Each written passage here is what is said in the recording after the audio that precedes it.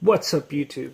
It's Justin Burnett from Silent Motors Media, and today we're going to be talking about Eigenlicht's Self-Annihilating Consciousness from Voidhanger Records, one of my favorite metal, dark music record production companies. I was pretty excited to review this one because from I, Voidhanger, I, Voidhanger, and I love I, Voidhanger. Eigenlicht is black metal, and black metal's kind of got a special place in my heart. Black metal is my jam. That's what I love. I love black metal. I love dark music, dark ambient noise, anything experimental. That's just where it is for me. So I'm really hyped about this album. It's got a lot of elements, though, that black metal has already seen done and regurgitated over and over and over again. And it's kind of comes with the territory, though. I mean, you can't fault a black metal album too harshly for being black metal. I mean, black metal has staple elements, dark atmosphere, the tremolo picking in the guitars, blast beats, some symphonic structures. Black metal just has that kind of stuff. And while a lot of it does push boundaries, I'm thinking Deathspell Omega and Zaster and just other awesome bands like that. There's going to be a majority of them that kind of stick with the formula, and Eigenlicht is partially that. And I'll go ahead and tell you exactly where in the CD that this formulaic approach detracts from the overall experience of the album, and where there's enough diversity to kind of set it apart from, say, like any old dark funeral album. The first track of the album is titled "There Lies Already the Shadow of Annihilation." So there's that awesome title.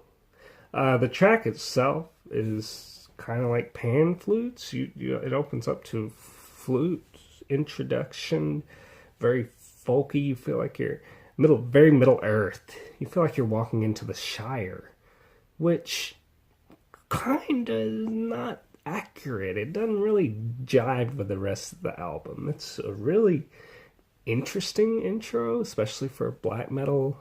That kind of has a black metal band, especially that has symphonic tendencies. You don't really see the pan flute Middle Earth thing pop up right at the beginning, but it's here for better or worse, and it leads you to expect something different than you're walking into.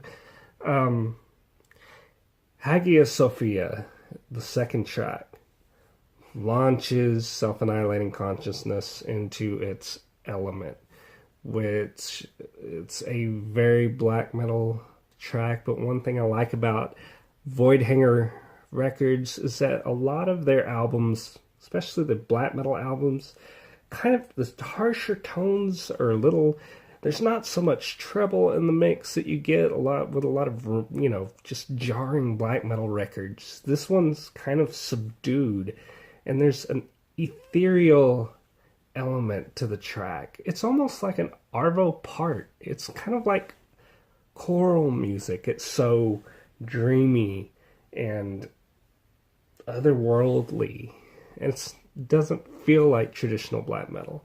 And this is definitely a high point in the album, and thank God it comes early, because I mean, it really gets you, it really captured me and really got me listening seriously to the album. It grabbed my ear. Now, this song is based around a pretty standard minor key progression that is too simplistic to be considered, classical, really, but it's something that's just in the vernacular when you think minor key, especially keyboard progressions. It's nothing that really is that creative here, but the pacing of the progression and the dynamics between the louder beginning and then the softer interlude where everything slows down, and then there's a point in it where it just bursts back into black metal, metal. And it works. It works. Now, the more I listen to this track, the more the simplicity of the progression, the more that stands out to me, and that's unfortunate. Maybe going into that track, you just might want to ignore what I just said about that and just appreciate it for the dynamics and the voice, the unique voice for black metal that track has on it. Moving on to Labris. This song starts off less strikingly original.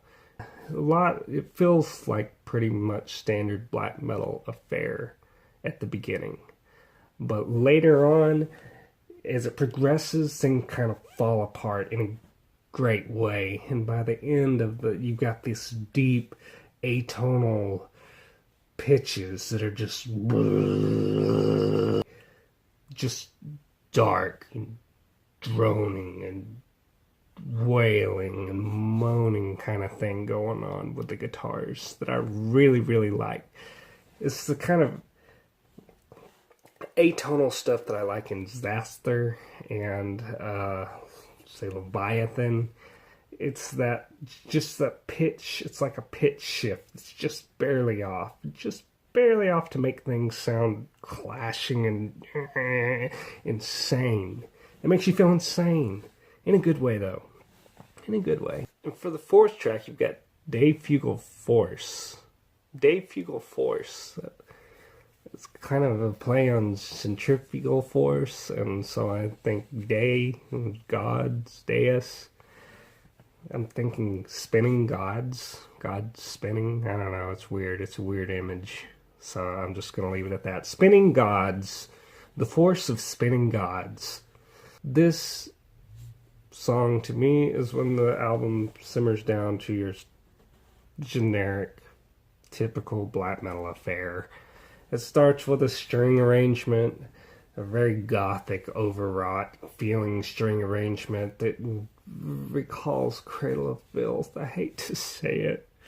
Not that I hate Cradle of Filth. I don't hate I like a lot of Cradle of Filth. I really do. I'm not one of those cult black metal fans that only listens to the necro shit, man. No. Cradle of Filth's got some good stuff, but they got some corny ass fucking string arrangements and orchestral arrangements. I mean, you just can't get around that when you listen to Cradle of Filth. You just have to bite the bullet of the corny ass fucking orchestra shit.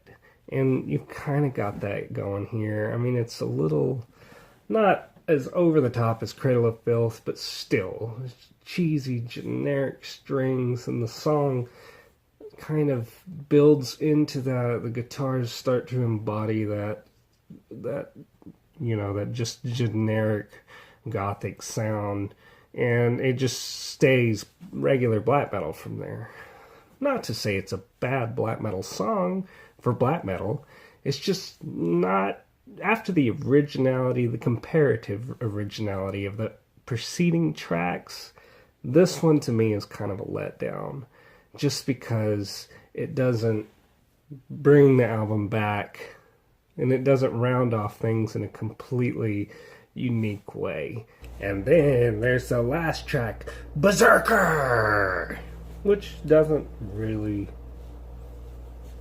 break the tone too much set by the preceding track. In some ways it does. I mean, it's not an average black metal song. It starts off with this really heroic riff, and it builds on this heroic riff and keeps things inspiring and interesting. I mean, it's a good, really solid black metal song that finishes this album. It's just not a fantastic, unique, cutting-edge black metal song. But like I said, when you're talking about black metal, you can't expect it all to be groundbreaking and new, just awe-inspiring all the time. I mean, you've got to conform to some extent to the black metal standards. Either that, I mean, if you don't, you're just not going to enjoy black metal very much. And that's okay if you don't. I just happen to like black metal. I like the formulas to an extent, and so I'm okay. I'm okay if a black metal band acts like a black metal band. It's alright. Overall, Self-Annihilating Consciousness for me lands pretty solid 6, I would say. I would listen to it again. I wouldn't say it's the best album of the year or one of the top 10 best albums that I've heard this year. But it's okay. I like it. And I'm going to be looking for more Eigenlicht, and I'm going to be keeping track on them because they have a lot of potential to grow, as shown by this album. It's still a lot better than the standard black metal affair you'll hear floating around on Bandcamp, so I'm not going to take them below a 5 or anything like that. It's solid, well-earned 6. Alright, and that's it for today. Subscribe below, visit the website silentmotorist.media, and we'll see more of you later.